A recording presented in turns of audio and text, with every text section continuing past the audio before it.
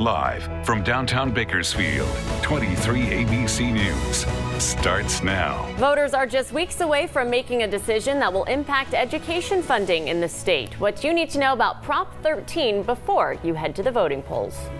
And when an emergency situation strikes, do you know what to do to stay safe? We'll tell you how the city of Taft is getting its residents prepared for the worst following a chemical spill last month. Good morning and thanks for joining us for 23 ABC News at 6 a.m. on this Friday. I'm Danielle Kern. And I'm Mike Hart. Let's bring in Chief Meteorologist Elena Rusk right now and get an idea of what we're looking at outside. Yeah, pretty calm and quiet on our roadways. That's very good news. We've been talking earlier this morning about an incident on the 5 near the 138 that has officially been cleared. So the Grapevine wide open, 58 no problems. Canyon is clear at this hour. Let's come down to Bakersfield though, where those city streets are in the green. But Vaughn was telling us a few minutes ago about that minor incident, Washington Avenue at California Street. He says that it looks pretty minor, but just wanted to pop that up for you on your radar in Oildale. Now, speaking of the radar, there is nothing out there in our weather department. A very dry pattern continues. All of the rain and snow on the radar is well up to the north for the next several days. So that leaves us cold and clear this morning. Upper 30s in the North County for places like Delano and McFarland. 40s here in the heart of Bakersfield, close to 50 still in Taft and Maricopa. That's jacket weather, but really nice considering we are typically much cooler than this time of year. It is cold in Tehachapi and Fraser Park. You're both at 27 now, but love is in the air and we'd love this forecast. 60s for several hours this afternoon, right on into this evening for whatever you have planned with your Valentine today.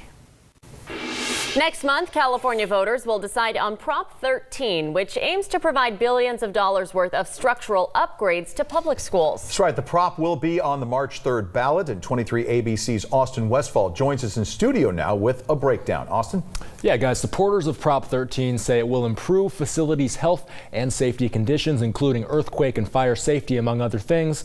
Some campuses haven't been upgraded in decades, and officials say the situation is dire.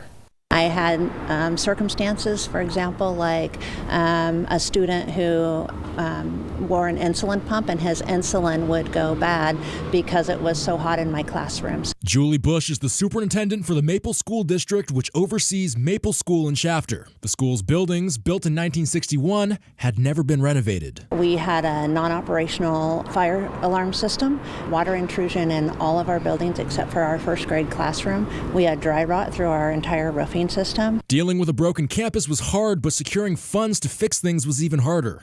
Bush says it took 4 years worth of advocacy and work from local legislators to approve $11 million for a complete rebuild, which is expected to finish next month. Although she's thrilled about it, she says the funds will still only cover the bare minimum. Parking lot, parent pickup, drop-off, bus parking, any play fields, that's not part of the project. She says her school received less than half the funds it usually takes to rebuild a school. Prop 13 would authorize up to $15 billion in bonds aimed at modernizing public campuses, removing lead from water, and increasing affordable housing for students. However, some are concerned about the language used in the proposition. The Kern County Taxpayers Association says passage of the prop will increase local school districts' borrowing capacity by 60%. So that means you'll be seeing more and more school bond elections. Ultimately, for the local taxpayers, their tax bills on schools could go up 60%. Turnipseed also says the prop gives priority to schools that have union labor agreements for construction. But most small, poor districts don't have project labor agreements. But the prop is gathering support from the LA Times and San Francisco Chronicle because it focuses on buildings and classrooms that are suffering from years of neglect and makes it a priority for low-income school districts to get a share of the money. Bush saying that she's confident that Prop 13's passage would be good for her small school. One of the goals of the proposition is to put mechanisms in place so that small districts have a more equitable access to funding. Yeah, and guys, public schools that can be helped out by this bond include K-12 schools, UC schools, and CSU schools. Very cool. Thanks, Austin. There has been some confusion on social media, especially if this Prop 13 has anything to do with the Prop 13 from the 70s about property taxes. What can you tell us about that? Yeah, actually it has nothing to do with that Prop 13 whatsoever. The way the numbering system works for the propositions is it's in sequential order and it resets about every 10 years. So this is just the 13th prop since it was last reset. I see. All right, Austin, thank you. In other news, a Kern County jury has found a man guilty of 2 counts of murder in the 2016 shooting deaths of his mother and stepfather. This is file video from previous court proceedings and of the crime scene. The jury returned verdicts against Derek Connell in Kern County Superior Court Thursday. He was found guilty of first-degree murder of his stepfather and guilty of second-degree murder of his mother. The verdict follows a 2-week trial where the prosecution said the 33-year-old gunned down the 2 victims at their Southwest Bakersfield home, while the defense argued Connell killed his stepfather, who was said to have shot and killed Connell's mother. Connell's sentencing has been scheduled for March 12th. The man accused of shooting and killing 1 person and leaving 6 others injured on a Greyhound bus appeared in Superior Court. Anthony Williams officially pleaded not guilty to 1 count of murder and 5 counts of attempted murder. The California Highway Patrol said on February 3rd, Williams is the person that shot 6 people on a Greyhound bus headed from LA to San Francisco. 51-year-old Lourdes Vence of Colombia was the woman who was shot and killed. Williams is set to be in court for a hearing on April 28th.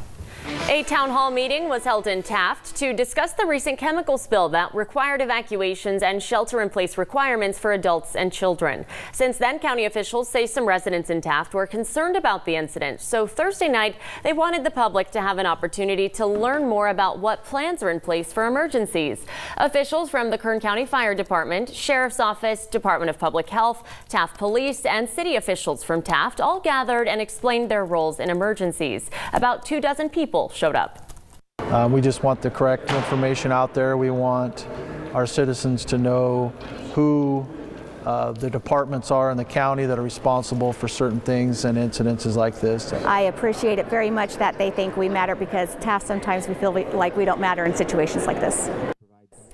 County officials encouraged everyone at the meeting to register for alerts from Ready Kern. If there's an emergency, it allows the county to call, text, or email you with important information. It is an annual trip back in time that transports visitors to another era in the Kern River Valley. It's Whiskey Flat Days. Yeah, organizers say it takes you back to the good old Wild West when that area was settled by gold miners and cattle ranchers. It's a 4-day festival. It features a lot of great food, music, a parade, the Wild West Days Rodeo, Wild West encampments, carnivals, mare contest, and so much more. It starts today and runs through Monday. And Kern Transit is hoping to keep Whiskey Flat goers safe by providing rides in the Kern River Valley. The company announced it'll have a shuttle running on Saturday between Lake Isabella and Kernville. All rides on the shuttle are free. We reached out to Kern Transit for an exact pickup location in Lake Isabella, and we're waiting to hear back. This weekend, you can see thousands of animals that you can not only see, but touch and possibly even take home. That's at the Pet and Reptile Expo coming to Bakersfield. This Friday and Saturday at the Kern County Fairgrounds, there's going to be dozens of exotic animals there, exhibits, learning seminars, pet supplies, reptiles for sale, and even cat and dog adoptions. Tickets are $8 for kids, $12 for adults. Parking is free. And the Bakersfield City School District always looking for teachers, and they're making it easy for you to land a job by hosting the 6th annual Teacher Job Fair. Right now, BCSD has openings for TK through 8th grade.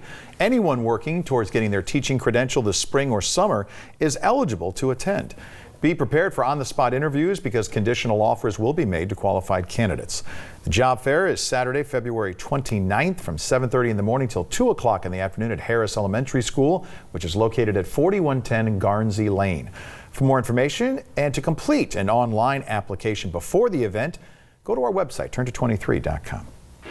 And today you can get to know your neighborhood police with a cup of coffee. Officers with the Bakersfield Police Department will be hosting Coffee with a Cop in the Northwest at the Starbucks on Allen Road and Stockdale Highway from 9 to 11.